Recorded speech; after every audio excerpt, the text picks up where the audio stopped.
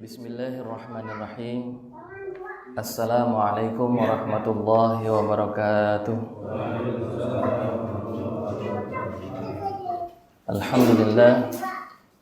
Alhamdulillahilladzi anzala sakinata fi qulubil mu'minina liyazdadu imanan ma'a imanihim. Asyhadu an la ilaha illallah wa asyhadu anna sayyidana Muhammadan abduhu wa rasuluh. Allahumma salli wa sallim wa barik ala khairi khalqi sayyidina Muhammadin wa ala alihi wa ashabihi alladhi yaquluna khulafa'ur rasyidin wa man tabi'ahum bi ihsanin ila yaumiddin. Sultan. Suaranya. Alhamdulillah, segala puji bagi Allah Subhanahu wa taala. Malam hari ini kita berbahagia bisa memulai kembali kajian kita setelah menghatamkan kitab Min Muqawimat Nafsiyah Islamiyah. Hari ini kita ingat tanggal 9 Desember 2018 kita memulai kitab yang baru, yaitu kitab Hadis Arba'in An-Nawawiyah. Kita awali sama-sama dengan Bismillahirrahmanirrahim. Kita awali dengan membacakan mukadimahnya, boleh di sini. Segala puji bagi Allah. Kita sampaikan kepada zat yang berhak memilikinya, Allah Subhanahu wa taala. Salat serta salam semoga terlimpah kepada panutan kita, manusia agung, yaitu Nabi Muhammad SAW, keluarga dan para sahabat dan semua pengikutnya. Kitab Arba'in Nawawiyah ini berisi 42 hadis dan dikenal dengan kitab 40 hadis yang merupakan kitab yang sangat bermanfaat dan banyak digunakan. Jadi ada anjuran bagaimana kita menghafal minimal 40 hadis. Nah, di sini para ulama banyak mengarang kitab hadis arba'in. Salah satunya adalah Imam An-Nawawi.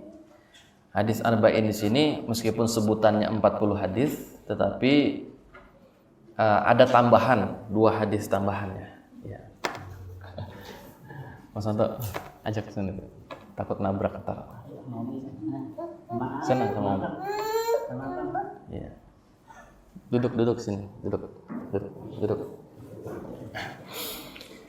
Nah, oleh karena kitab Arba'in Nawawiyah banyak digunakan sebagai pegangan untuk level pemula dalam mempelajari hadis dan menghafal hadis, maka kami merasa tergugah untuk menerjemahkan syarah dari kitab ini. Jadi, kitab hadis Arba'in ini disyarah oleh Ibnu Daqiq Al-Id. Beliau adalah seorang ulama yang saleh, yang tawadu, yang hidup pada masa tahun 700 ya. Beliau tuh wafat tahun 702. Jadi tahun 702, abad ke-7 di sini. Belum syarah. Syarah itu apa sih sebenarnya? Syarah itu ya ringkasan lah. Hadis Arba'in sendiri sebenarnya hadis Arba'in yang dikarang Imam An-Nawawi sendiri berdasarkan syarah yang penjelasan yang dilakukan oleh Imam An-Nawawi sendiri itu tebal sebenarnya. Nah, kemudian ini diringkas untuk memudahkan bagi kita memahami hadis ini. Mau bisa. Bisa kita mulai ya. Hadis yang pertama. Hadisul awal. Hadis yang pertama ini mungkin seringkali disampaikan oleh para ulama, para asatiz kepada kita, dan kita pun sering mendengar tentang hadis ini. Dan memang sebaiknya kita bukan hanya sekedar mengkaji, tapi juga menghafalnya. Paling tidak isi dari hadisnya, walaupun tidak dengan matan-matan, tidak dengan perawinya, paling tidak isinya. Kalaupun tidak menghafal, paling tidak kita faham, ya. Karena pentingnya kita memahami hadis ini, karena itulah yang nanti akan mendorong kita untuk melakukan satu amal perbuatan. Jadi beda antara tahu dengan faham di sini. Ada istilah mafahim, ada sekumpulan pemahaman yang itu mendorong seseorang untuk melakukan satu perbuatan. Nah, mafahim ini ada 2 syaratnya. Sebuah pemikiran bisa mendorong seseorang untuk melakukan sebuah perbuatan apabila pertama pemikiran tadi difahami, ya. Yang kedua dibenarkan. Jadi kalau dia fahami kemudian dia benarkan, jadilah kemudian di situ sebagai mafahim yang mendorongnya untuk melakukan satu perbuatan. Contoh misalnya, ya, Kita hadir di majelis ta'lim, di majelis ilmu ini karena dorongan mafahim kita. Kita faham bahwa hadir dalam majelis penuh keutamaan, banyak sekali kebaikan. Kemudian kita benarkan hadis Nabi yang menjelaskan tentang keutamaan majelis. Lalu yang kita fahami dan kita benarkan itu mendorong kita untuk hadir dalam majelis ini. Sehingga kita istiqomah hadir terus dalam pertemuan ini. Nah, itu salah satu mafahimnya. Nah, pemahaman tentang hadis ini pun demikian. Bagaimana supaya kita memiliki mafahim yang benar. Sana, di sana. Sana. Dek, ajak kamu. Kan aku udah bilang tadi, nggak boleh di depan. Ya, nggak boleh di depan. Hadis yang pertama tentang amal perbuatan bergantung pada niat. Ya. An Amirul Mukminin Ibnu Hafs, dari Amirul Mukminin Abu Hafs. Jadi ini adalah Abu Hafs, ini adalah sebutan atau panggilan lain, nama laqab ya. Nama laqab itu nama julukan. Dulu pernah kita bahas dalam kitab Min Muqawimat Nafsi Islamiyah itu tentang nama julukan. Ada julukan-julukan yang dibolehkan, ada julukan yang memang diharamkan. Ya. Julukan yang dibolehkan pun kalau yang dijuluki itu tidak suka, itu tidak boleh dipakai. Dulu pernah saya contohkan misalnya si keling, si tonggos, ya kan, si jangkung. Nah, itu julukan-julukan. Nah, Abu Hafs ini julukan untuk Umar bin Khattab. Nah, an Amirul Mukminin Abi Hafs, dari Amirul Mukminin Abu Hafs, kemudian ditegaskan di sini Umar bin Khattab, dari Umar bin Khattab. Qala, beliau berkata, sami'tu Rasulullah sallallahu alaihi wasallam yaqul, aku mendengar Rasulullah sallallahu alaihi wasallam bersabda, innamal a'malu binniyah. Ini saya terjemahkan dulu ya. Sesungguhnya perbuatan itu tergantung pada niat. Wa innama likulli imri'in ma nawa. Dan bagi setiap orang mendapatkan apa yang dia niatkan. Faman kanat hijratuhu, barang siapa yang niat hijrahnya ila Allahi wa rasulih, kepada Allah dan Rasulnya, fa hijratuhu ila Allahi wa rasul, maka hijrah atau nilai pahala hijrahnya adalah kepada Allah dan Rasulnya. Wa man kanat hijratuhu lidunya, dan barang siapa yang niat hijrahnya untuk mendapatkan dunia, yusibuha au imra'atan, untuk mendapatkan kebahagiaan dunia atau untuk menikahi seorang wanita ya, yang kihuha, yang akan dinikahinya, fa hijratuhu ila ma hajara ilaih, maka nilai atau pahala dampak dari hijrahnya itu sesuai dengan niatnya. Nah, ini terjemahannya begitu. Kita kupas di sini. Hadis ini diriwayatkan oleh dua imam para ahli hadis, yaitu Abu Abdullah Muhammad bin Ismail bin Ibrahim bin Mughirah bin Baridah Al-Bukhari, dan Abu Husain Muslim bin Hajjaj bin Muslim Al-Qusairi An-Naisaburi. Dan dalam kedua kitab mereka yang dianggap kitab yang paling sahih. Mau duduk sini ya. Nih, mohon maaf ya, enggak keganggu ya, mudah-mudahan. Nih, mudah-mudahan nih kalau sering-sering ikut begini ya jadi mencontoh. Kita memang harus membiasakan ya anak-anak kita nanti hadir dalam majelis taklim ini supaya terbiasa. Walaupun sebenarnya memang harus tetap dijaga dalam kondisi suasana keilmuan seperti ini. Ya, tetap konsentrasi di sini. Hadis ini hadis sahih yang disepakati kesahihannya, agung kedudukannya, dan banyak faedah dan nilai yang terkandung di dalamnya. Hadis ini diriwayatkan oleh Imam Abu Abdullah Al-Bukhari di dalam beberapa bab dalam kitab sahihnya. Jadi dalam beberapa bab beliau mengutip hadis ini ya berulang-ulang, dan oleh Abdul Husain Muslim bin Al-Hajjaj di akhir bab jihad. Hadis ini termasuk salah satu hadis yang menjadi titik sentral masalah-masalah keislaman. Jadi belum ke makna dulu ya tentang kedudukan hadis ini.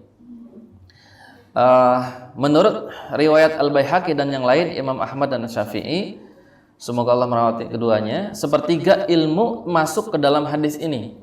Ilmu di dalam Islam itu sepertiganya ada di sini.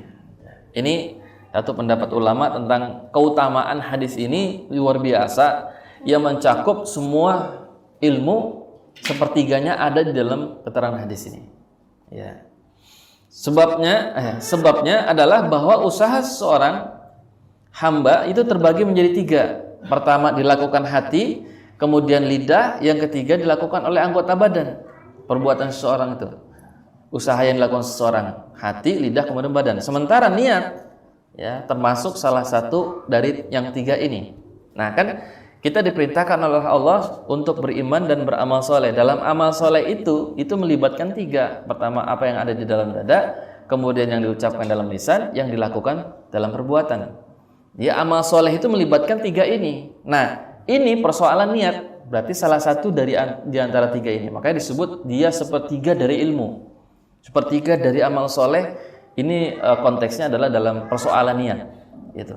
Sehingga kita melihat kedudukan hadis ini, kedudukan tentang niat ini sangat penting dalam sebuah amal.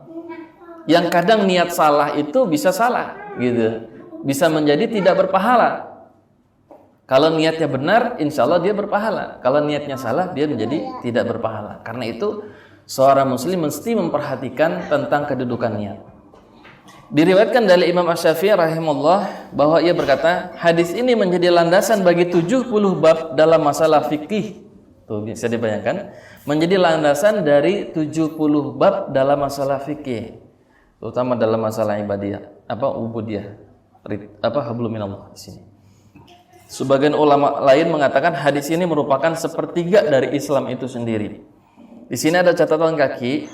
Jadi di antara semua hadis di sini disebutkan, Abu Daud berkata, aku mengamati hadis musnad yang disandarkan kepada Rasul, ternyata aku dapatkan ada 4.000 hadis. Hadis yang disandarkan kepada Rasul ada 4.000. Kemudian aku amati lagi, ternyata, jadi setelah diteliti, dipisah-pisah, ini masuk ke bab mana, ini masuk ke bagian apa. Setelah diamati, ternyata 4.000 hadis tadi di situ terfokus kepada 4 hadis. Terfokus kepada 4 hadis. Jadi 4 hadis ini bisa mewakili 4.000 hadis yang lain.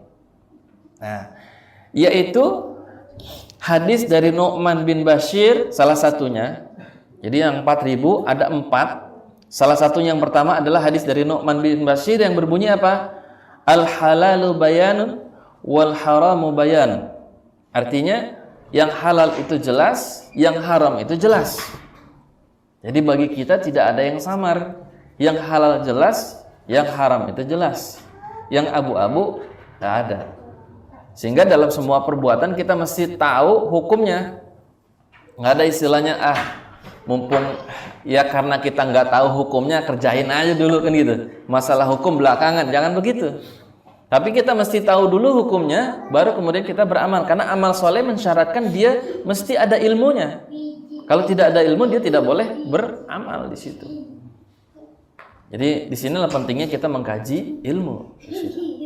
Jadi al-halalu bayanun wal haramu bayanun. Ini hadis yang pertama. Ini mencakup banyak hadis-hadis yang lain, ya, terutama yang berbicara tentang hukum halal haram, gitu ya.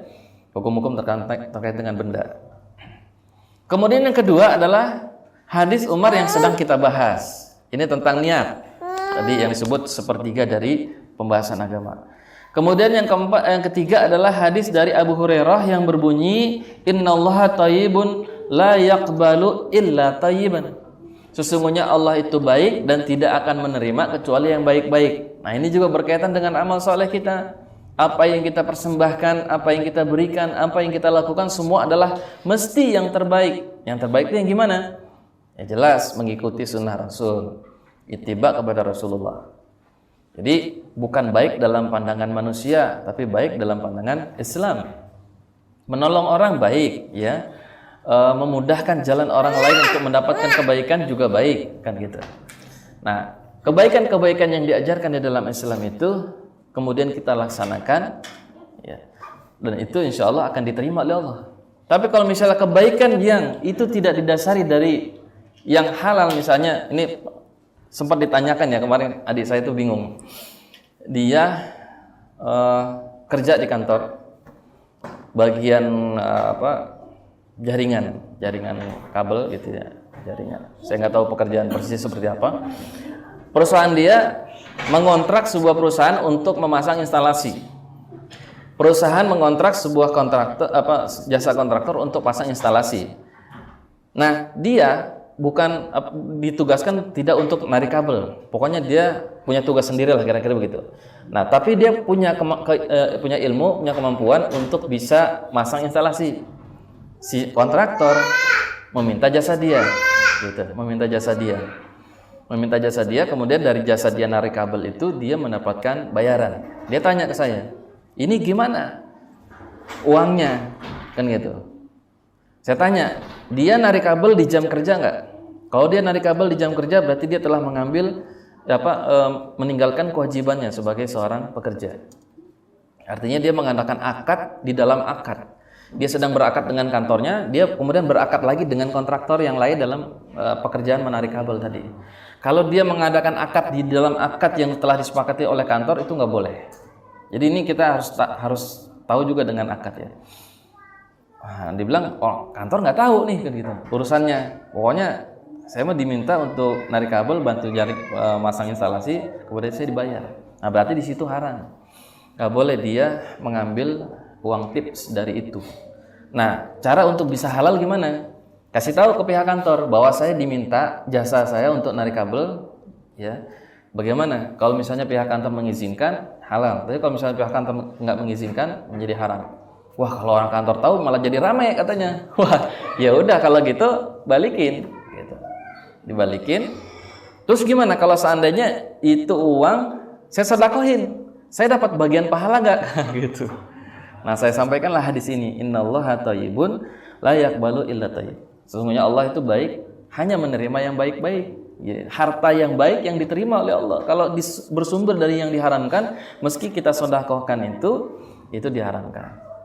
Ya, ini makanya setiap orang yang beriman ketika beramal soleh ini mesti memahami hadis ini. Makanya ini melingkupi hampir ratusan ribu hadis di situ. Jadi 4.000 ada 4 hadis yang mencakup semuanya. Di antaranya adalah hadis ini. Kemudian hadis dari Abu Hurairah yang juga berbunyi, min hasanul Islam al-mar'in ya tarkuhu ma la di sini agak kecil ya tulisannya. Ma la yanfi ya. Artinya apa? Di antara tanda-tanda kebaikan Islamnya seseorang ya, di antara tanda baiknya Islam seseorang adalah dia tarkuhu ma la yanfa. Dia meninggalkan apa yang tidak bermanfaat. Itu tanda baiknya seorang muslim, dia meninggalkan apa-apa yang tidak bermanfaat. Yang tidak bermanfaat itu apa? Ya, termasuk di dalamnya perbuatan yang diharamkan. Gitu. Perbuatan yang diharamkan itu jelas tidak bermanfaat. Atau perbuatan yang merugikan orang lain, menzalimi orang lain dan sebagainya. Ya, perbuatan yang tidak bermanfaat. Kalau rekreasi bermanfaat nggak? Bermanfaat gitu. Tapi kalau rekreasinya meninggalkan kewajiban, nah ini jadi tidak bermanfaat. Ya konteksnya tergantung ya di situ. Tentang debat kita sudah bahas dalam bab 14 dalam bab 15 ya, adab dalam berbicara. Itu bisa dikaji lagi. Ada adab yang wajib, ada debat yang wajib, ada debat yang sunnah, ada debat yang haram. Ya. Ini kebetulan grup kita ini nggak sempit dari perdebatan ini ya. Ya memang begitu, karena kita dikaruniai oleh Allah akal dengan pengalaman, dengan pemahaman yang berbeda-beda. Di situ kemudian terjadi diskusi. Jadi 4 hadis ini melingkupi 4.000 hadis, luar biasa. Jadi luar biasanya kedudukan tentang hadis niat ini. Jadi ulama menjelaskan ini kenapa Imam Syafi'i mengatakan hadis ini menjadi landasan bagi 70 bab dalam masalah fikih. Para ulama menyantumkan hadis ini di permulaan kitab-kitab yang mereka karang. Ya, banyak karangan-karangan kitab para ulama yang di dalamnya itu di awalnya mengutip hadis ini. Di antaranya adalah Imam Abu Abdullah Al-Bukhari. Abdurrahman bin Mahdi berkata, penting bagi setiap yang mengarang kitab untuk memulainya dengan mencantumkan hadis ini sebagai peringatan kepada pelajar untuk meluruskan niat. Kita ya, setiap orang yang ingin belajar ilmu, setiap orang yang ingin memahami agama harus meluruskan niat. Pentingnya niat di sini ini betul-betul menjadi catatan tersendiri ya bagi setiap orang yang belajar.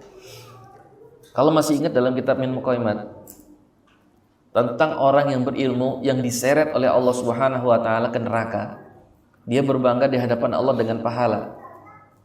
Ya, tahukah engkau ya apa yang akan dijanjikan kepada engkau dengan ilmu? Ya, tahu. Kemudian Yusuf Allah memasukkannya ke dalam neraka. Dia bertanya, "Mengapa engkau masukkan aku ke dalam neraka?"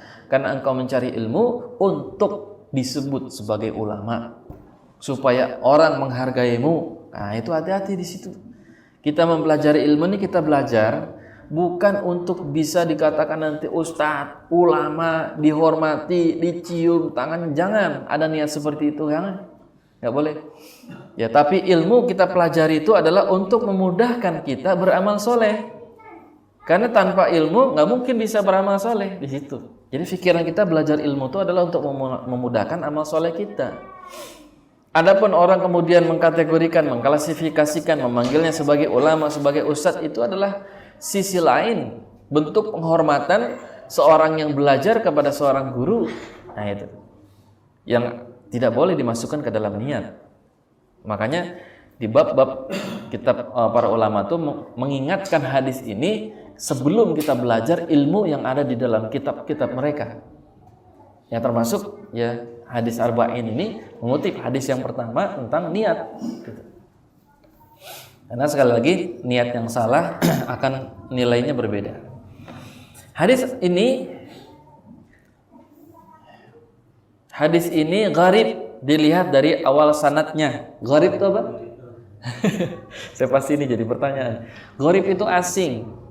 Jadi kenapa disebut hadis gharib ini? Hadis ini gharib dilihat dari sanad. Sanad itu para perawinya. Jadi dia masuk kategori gharib karena diriwayatkan oleh satu orang. Jadi orang-orang tidak ada yang meriwayatkan dari kalangan para sahabat. Ini disebutkan dilihat dari awal sanad. Awal sanad itu kan yang pertama menerima hadis itu adalah sahabat kan. Nah, awal sanad itu gharib karena yang nerima cuma satu. Siapa? Umar bin Khattab, Abu Hafs tadi. Ya, makanya disebut gharib. Sahabat yang lain enggak dapat itu.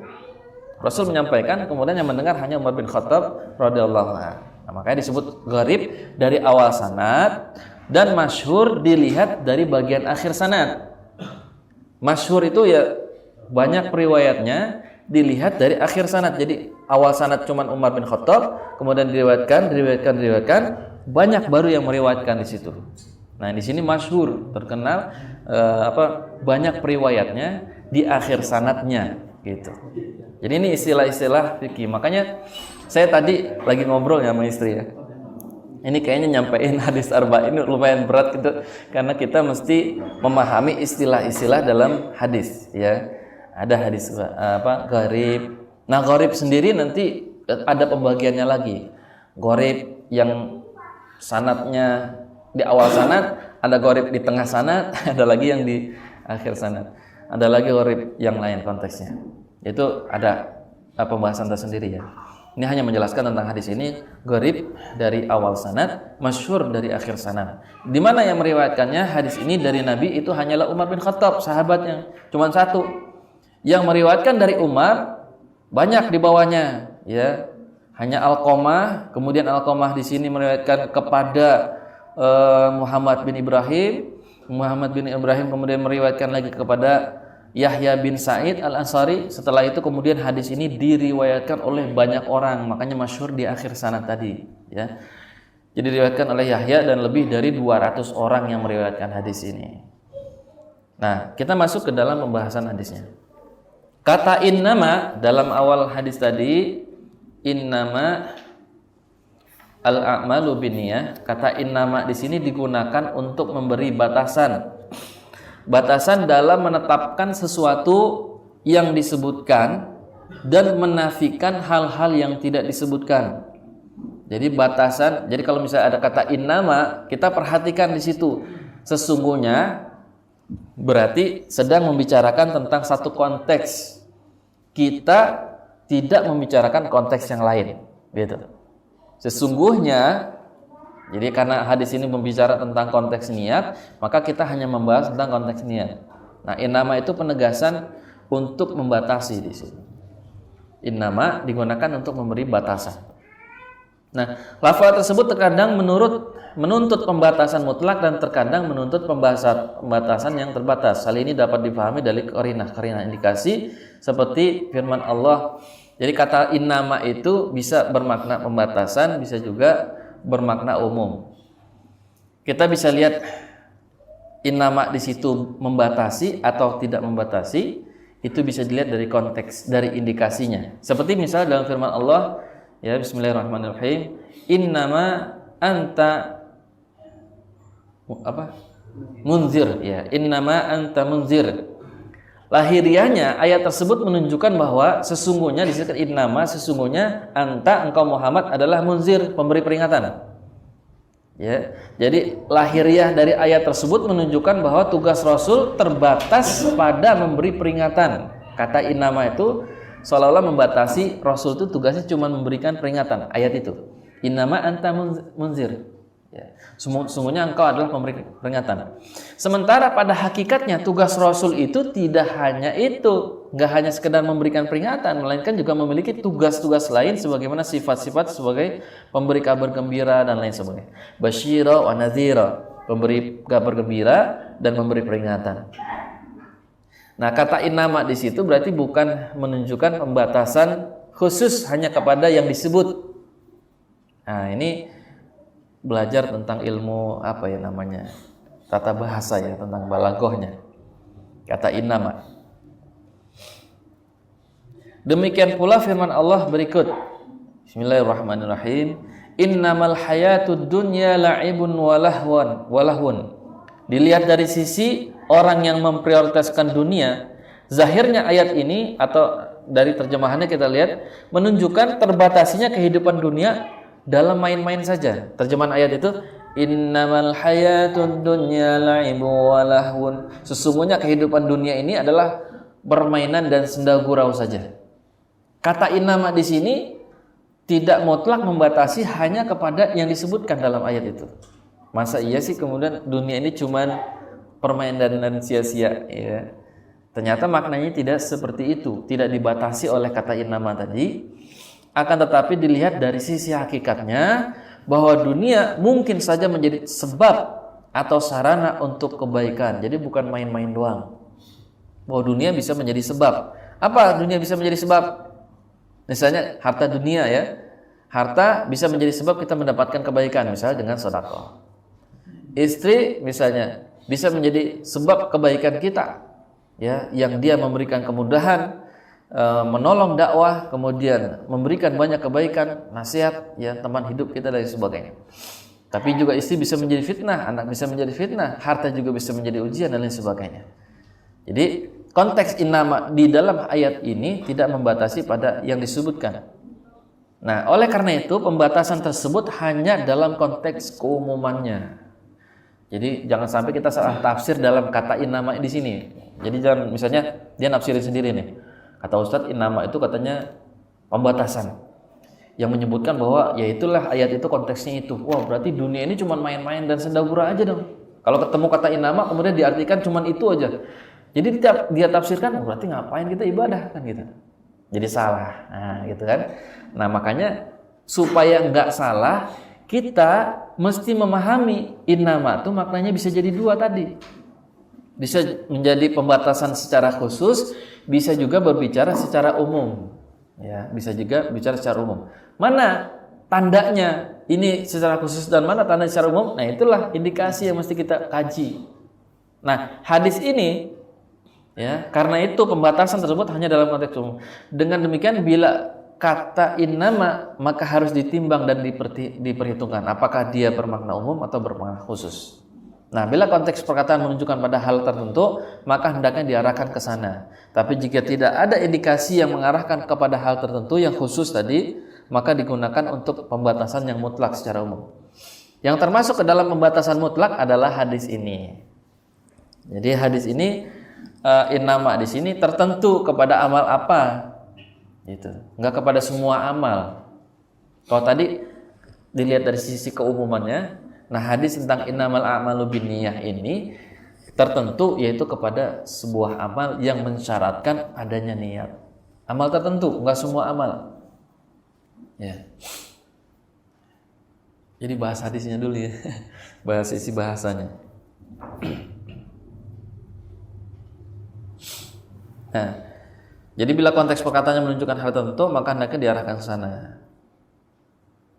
Yang termasuk ke dalam pembatasan mutlak dalam hadis adalah hadis ini. Yang dimaksud dengan amal perbuatan adalah amalan-amalan yang memiliki nilai pahala. Jadi innamal a'malu binniyah, sesungguhnya amal perbuatan itu tergantung pada niat. Perbuatan yang bagaimana yang mesti mensyaratkan niat. Pertanyaan kita kan gitu. Apakah kita mau ke tukang cukur, kudu niat dulu dari rumah, bismillahirrahmanirrahim, saya mau niat nyukur. Perlu nggak kayak gitu? Nah ini yang kemudian pertanyaan kita, innamal a'mal, amal di sini apa amal yang gimana yang mensyaratkan harus ada niat? Apakah kita mau silaturahmi mesti niat dulu dari rumah mau silaturahmi? Nah amal di sini kemudian jelaskan amalan-amalan yang memiliki nilai pahala. Maksud hadis ini adalah satu amal ibadah tidak akan jadi tanpa diiringi niat melakukannya. Dicontohkan di sini seperti wudu. Jadi wudu itu mesti pakai niat. Meskipun ada ulama lain yang mengatakan wudu dan mandi itu tidak pakai niat pun tidak masalah. Ada ulama yang lain. Ya. Tapi di sini Imam Nawawi mengatakan contoh amal yang mesti ada niat di dalamnya itu seperti wudu, mandi dari hadas, tayamum, sholat, zakat, ya. Zakat itu harus pakai niat. Kemudian puasa, haji, iktikaf, kita duduk di sini harus ada niat. Kalau cuma duduk lama di masjid tapi nggak niat iktikaf, ya nggak dinilai sebagai orang yang iktikaf. Makanya kita niatkan iktikaf. Ya. Nah, masalah nanti apakah niat mesti kita ucapkan ataukah cukup di dalam hati, ulama berbeda pandangan. Yang jelas tadi amal soleh itu melibatkan 3, hati, lisan, perbuatan. Nah, niat itu ada di mana? Di hati, bukan lisan. Ya, sehingga kalau hatinya sudah meniatkan, sudah cukup. Meski lisan tidak mengatakan. Ulama yang kemudian mengucapkan secara lisan adalah untuk menegaskan saja, penegasan bagi orang yang hatinya goncang, hatinya bimbang. Ya, jadi biar tetap, kalau orang Betawi, biar tetap niatnya dikuatkan dengan lisan, meskipun itu bukan syarat dengan lisan itu. Jadi kalau di dalam hatinya kita misalnya mau wudu, dalam hati niat mau wudu, udah cukup. Ya, niat iktikaf, oh ya saya lupa tadi niat iktikaf, saya duduk udah setengah jam nih. Ya niat iktikaf, kemudian iktikaf. Ya, dan ibadah-ibadah lainnya. Nah berbeda dengan yang disebutkan di atas ibadah tadi dalam masalah menghilangkan najis, karena menghilangkan najis itu termasuk meninggalkan sesuatu, ya maka ini tidak memerlukan niat. Ada sekelompok ulama yang berpendapat bahwa wudu dan mandi dari hadas itu sah tanpa niat, tadi yang saya sebutkan ya. Ulama yang memandang seperti itu. Ini perbedaan saja, nggak masalah.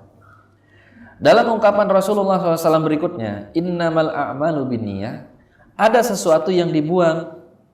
Para ulama berbeda pendapat dalam menentukan sesuatu yang terbuang tersebut. Para ulama yang mengharuskan adanya niat dalam amal ibadah menentukan yang terbuang itu adalah kata sahnya. Innamal a'malu, jadi sahnya sebuah amal gitu. Jadi kata sahnya itu dihilangkan. Jadi lengkapnya demikian. Sesungguhnya sahnya amal-amal ibadah tergantung pada niat. Ya. Jadi ada pandangan ulama yang melihat di sini ada istilah yang kemudian dibuang.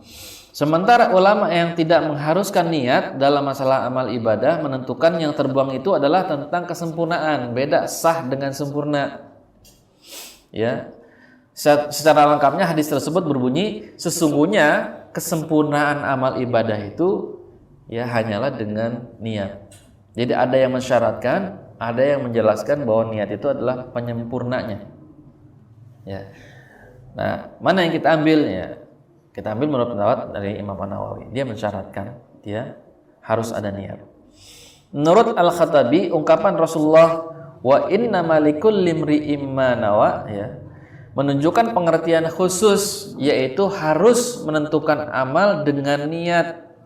Tidak seperti ungkapan yang pertama yang mengatakan tidak harus dengan niat, dia hanya penyempurna saja.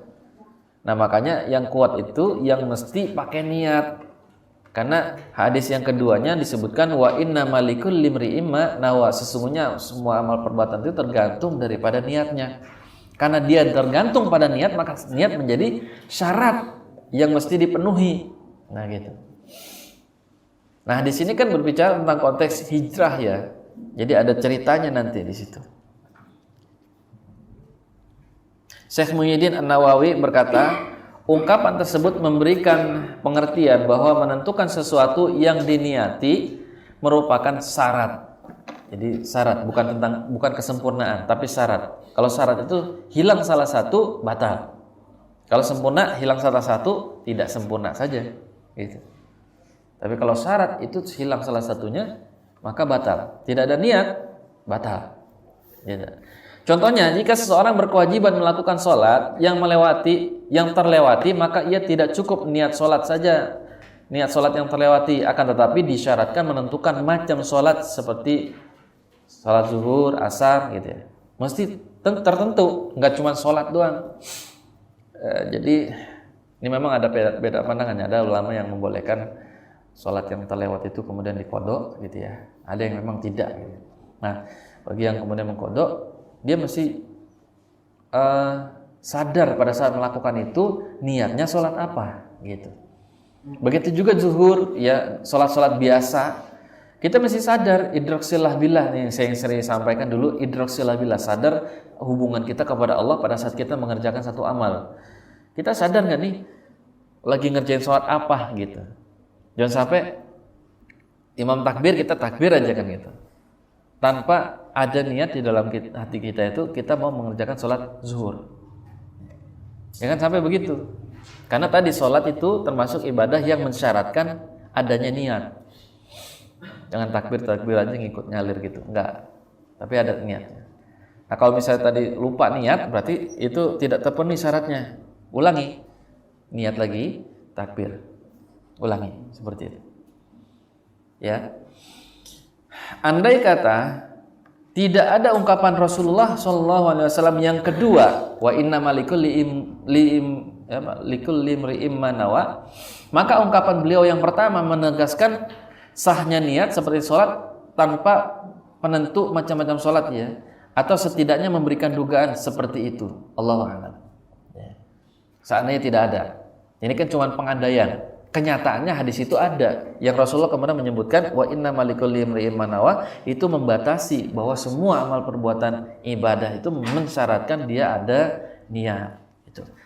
Nah, ungkapan Rasulullah SAW selanjutnya, faman kana hijratuhu ilallahi wa rasulih, ini cetakannya masih kurang gede juga ya. Tapi saya bantu di sini. Faman kana hijratuhu, barang siapa yang hijrahnya ilallahi wa rasulih, karena Allah dan Rasul, fa hijratuhu, maka nilai dari hijrahnya itu adalah ilallah, ya, kepada Allah. Menurut ahli bahasa Arab, bahwa syarat dan jawab atau mubtada dan khabar, ini istilah dalam bahasa Arabnya, harus berbeda. Sementara di sini syarat dan jawabnya sama. Maka jawabannya adalah sebagai berikut. Barang siapa yang hijrah kepada Allah dan Rasulnya, ya, dalam niat dan maksudnya tadi karena Allah dan Rasul, maka hijrahnya kepada Allah dan Rasulnya, dia dapat pahala karena Allah dan Rasulnya tadi dalam hukum dan mendapatkan nilai di dalam syariat. Nah, hadis ini muncul dengan adanya sebab, yaitu sebagaimana riwayat yang menerangkan bahwa ada seseorang yang hijrah. Ini asbabul wurudnya, sebab dibicarakannya hadis ini, bagaimana keluarnya hadis ini. Jadi ketika itu ada seorang yang hijrah, namanya Khatib, ya, namanya Khatib, dari Mekah ke Madinah. Dia punya niatan ingin menikahi seorang wanita yang disebut dengan namanya Ummu Qais, yang ikut hijrah bersama Rasulullah. Ummu Qais ini hijrah atas perintah Allah. Allah memerintahkan kaum muslimin hijrah dari Makkah ke Madinah. Ummu Qais berangkat karena perintah Allah. Jadi dia hijrahnya karena Allah dan Rasul. Sementara Hatib ini kan dia pernah ngelamar Ummu Qais di Makkah. Ditolak. Tapi karena dia saking cintanya, Ummu Qais hijrah, kebayang-bayang pikirannya gitu. Saking udah jatuh cinta, ya, kata orang Betawi, diudak dah tuh ke Madinah gitu. Nah, hijrahnya dia dari Makkah ke Madinah bukan karena perintah Allah dan Rasul untuk hijrah, tapi hijrahnya karena ingin menikahi Ummu Qais. Nah, orang tersebut ikut hijrah bukan karena ingin mendapatkan keutamaan hijrah, melainkan ingin menikahi wanita yang dia cintainya. Oleh karena itu orang tersebut dijuluki. Nah, ini dia punya lakop nih, punya julukan. Siapa? Muhajir Ummu Qais. Dia julukan ini adalah bentuk celaan Rasulullah. Celaan Rasulullah kepada Hatib yang dia hijrah bukan karena Allah dan Rasul. Ya, asbabul wurudnya begitu. Jadi Rasul menegaskan innamal a'malu binniyah. Ini konteksnya umum. Sesungguhnya amal itu tergantung niat. Wa innamal likulli imri'in ma nawa, dan sesungguhnya semua amal itu bergantung pada niatnya. Secara khusus amal ibadah itu mesti mensyaratkan niat. Siapa yang hijrahnya karena Allah dan Rasul, dia dapat pahala. Siapa yang hijrahnya karena urusan dunia, maka dia mendapatkan sesuai dengan apa yang dia niatkan. Dunia kan, dunia itu ya sering disebutkan dalam banyak hadis, dunia itu sebenarnya perkara yang hina, perkara yang hina. Rasul sering kali gambarkan bahwa dunia itu adalah perkara yang hina.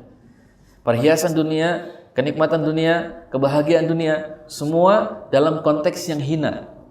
Di satu sisi ya, sering Rasul menggambarkan tentang dunia itu ketika Rasul jalan dengan sahabat melihat ada bangkai kambing mati, bukan meninggal ya, mati. Kemudian Rasulullah bertanya kepada sahabat, "Sudikah kalian membeli bangkai itu?" Nggak ada yang mau, siapa mau beli bangkai kan gitu. Nah, seperti itulah perumpamaan dunia.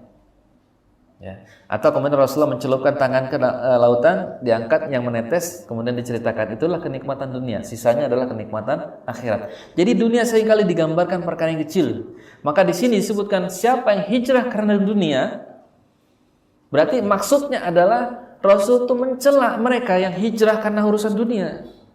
Termasuk di dalamnya adalah khatib yang ingin hijrah karena faktor dunia, yaitu ingin menikahi wanita.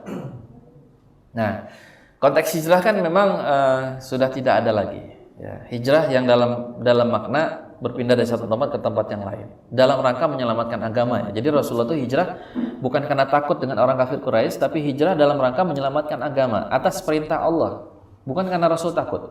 Rasul stay di Makkah sampai Allah perintahkan hijrah. Meskipun di Makkah ketika itu ya tekanan dakwah sangat keras, Rasul tidak pernah keluar karena takut, tidak pernah keluar kecuali atas perintah Allah. Sehingga salah besar kalau ada orang mengatakan ketika tekanan dakwah di Makkah begitu keras, Rasulullah tidak mendapatkan dukungan, kemudian Rasulullah keluar dari Makkah. Nah, ini keliru. Tapi Rasul keluar dari Makkah ke Madinah semata-mata karena perintah Allah. Jadi makanya dalam satu ayat Al-Quran disebutkan ya, wa ma yantiqu 'anil hawa in huwa illa wahyu yuha. Tidaklah yang disampaikan oleh Rasulullah kecuali itu adalah wahyu yang diwahyukan. Jadi semua perbuatan Rasul itu adalah atas bimbingan wahyu Allah Subhanahu wa taala. Sehingga hijrahnya Rasulullah ke Makkah itu atas perintah Allah. Dan Rasul perintahkan kaum muslimin hijrah dari Makkah ke Madinah pun atas perintah Allah dan Rasulnya. Siapa yang hijrah karena Allah dan Rasulnya, dia dapat pahala di situ. Tapi hijrahnya kalau misalnya karena ketakutan, hijrah karena misalnya ikut-ikutan, hijrah karena misalnya untuk urusan dunia, ini yang tidak mendapatkan pahala. Disinilah hadirin pentingnya menancapkan niat dari sebuah amal perbuatan. Gitu. Ada orang yang hijrah karena urusan dunia, ya, misalnya taubat, tapi taubatnya itu karena urusan dunia. Misalnya. Taubat, pengen jadi ustadz. Setelah jadi ustadz supaya nanti misalnya terkenal, hati-hati. Jadi luruskan niat kita pada saat kita hijrah, berhenti dari perkara dari kemaksiatan. Ini menurut hijrah definisi yang dijelaskan oleh ulama, konteks hijrah yang selain dari hijrah fisik ya, hijrah dalam pengertian yang lain yaitu kita meninggalkan kemaksiatan, itu pun mesti dalam niatan lillahi ta'ala, bukan karena faktor yang lain. Termasuk nih kita bagian dari aktivitas yang membantu kita hijrah ini adalah kita dalam mengkaji ilmu di sini kan. Kita berusaha untuk hijrah dari pemahaman kita yang lama, yang dulu mungkin nggak paham agama, kemudian hijrah di sini. Ya, belum ada diskusi. Mas Iman udah siap pertanyaan ini. Saya kebanyakan ngomong juga. Tapi forum kita seperti biasa ya dalam kitab kajian Qoimat itu, kalau ada yang mau tanya itu langsung saja, nggak usah nunggu waktu yang saya sediakan. Jadi lebih enak begitu. Oh. Jadi seolah-olah kayak motong orang bicara gitu. Iya. Kita ada sering ngaji kan harus ada adabnya. Iya. Maksud saya nggak langsung ngomong, boleh ngajukan gini. Kalau misalnya gini, saya katakan tar dulu, tunggu, ya, karena penjelasan yang tanggung. Atau kalau misalnya saya izinkan, berarti sebenarnya di situ bisa disela dengan pertanyaan.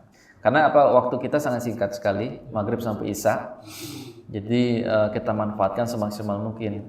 Dan saya juga nggak lihat jam nih, masalahnya kalau saya nggak perhatikan jam tuh isya tuh sampai jam berapa gitu. Saya lupa ngasih space untuk pertanyaan. Mungkin di pertemuan selanjutnya barangkali satu pembahasan. Baik. Insya Allah ya. Disimpan pertanyaannya. Nanti mungkin minggu depan bisa ditanyakan sebelum kita mulai ke hadis yang kedua. Insya Allah. Baik ya. Jadi mudah-mudahan apa yang saya sampaikan ini ya dengan keterbatasan, mudah-mudahan bisa difahami. Jadi berapa ilmu yang kita dapat tadi? Pertama tentang hadis ini, hadis yang pertama. Kedua tentang apa itu gharib, apa itu masyhur. Kemudian tentang innama, kita dapat ilmu tentang innama. Innama itu pembatasan yang bersifat umum dan bersifat khusus. Ya. Kedua yang berikutnya adalah tentang amal itu adalah mengharuskan ada niat. Amal yang seperti apa? Kita paham? Ya. Kemudian yang berikutnya adalah kalau hijrah karena urusan dunia, kita akan mendapatkan sesuai dengan apa yang kita niatkan. Maka dalam urusan-urusan akhirat kita niatkan hanya karena Allah Subhanahu wa taala. Insyaallah minggu depan kita lanjutkan lagi. Semoga Allah Subhanahu wa taala memberikan kesehatan kepada kita. Kita akhiri dengan hamdalah dan akhir majelis. Alhamdulillahirabbil alamin. Subhanakallahumma wa bihamdika asyhadu an la ilaha illa anta astaghfiruka wa atubu ilaik. Assalamualaikum warahmatullahi wabarakatuh.